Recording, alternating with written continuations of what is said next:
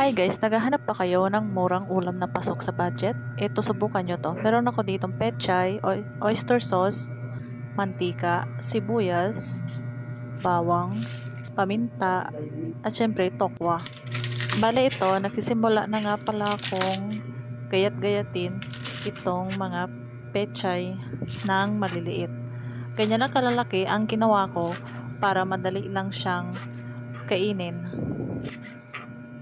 Pagkatapos nga pala sa pechay ay sinunod ko na tong tokwa, hiniwa ko lang siya sa gitna. Tapos sinunod ko na rin ang sibuyas, sunod ang bawang, hiwain nyo lang siya ng maliliit. Pagkatapos ko nga pala maghiwa ng bawang ay napainit na rin ako ng mantika. Tapos yan, nilagay ko na rin nga pala ang tokwa. Bali yan yung hinati ko kanina sa gitna.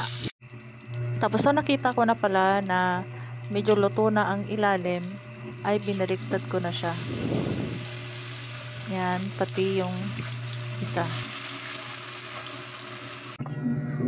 Tapos, nung naluto na, yan, nagsisimula na akong hiwa-hiwain siya ng maliliit.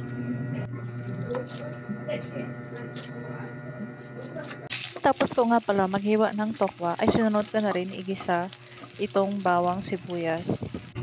Next, yung pechay na hiniwa-hiwa ko kanina. Tapos halo-halo lang ng konti hanggang sa maghalo ang sibuyas sa kabawang. Tapos sinunod ko na rin dyan ilagay itong tokwa. Alam ko minsan nahihirapan na rin kayong mag-isip kung anong uulamin nyo. Subukan nyo to guys, idagdag nyo. Wala lang to guys, bali ang nagastos ko dito is 47 pesos lang. Ayan, ang nilagay ko na nga lang pala dyan na pampalasa ay yung oyster sauce. Bali naglagay pala ako dyan ng paminta. Pasensya na, hindi ko na napakita kasi nagloko kasi yung ginamit ko dito na cellphone. Yan, tapos medyo blurred pa. Ayan, tingin lang. Thank you, salamat sa panonood.